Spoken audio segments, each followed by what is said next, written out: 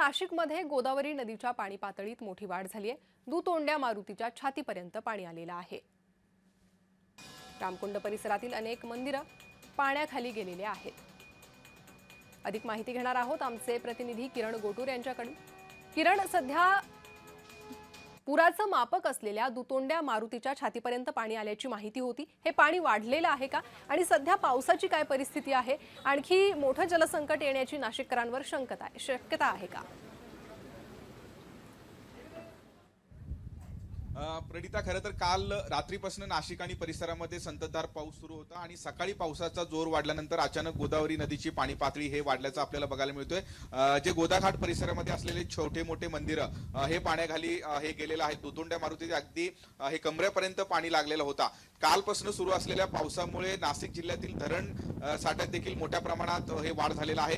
आता मी गंगापूर धरणावरती आहे। खरं तर याच गंगापूर धरणातून नाशिकला पाणी पुरवठा केला जातो। अगदी 2 दिवसाआधी गंगापूर धरणाची जी पाण्याची टक्केवारी होती ती 28 ते 29% होती, पण आता 53% गंगापूर धरण हे भरलेलं आहे आणि आपल्याला दृश्यांमध्ये बघायला मिळतोय की गंगापूर धरण हे 53% भरलेलं आहे।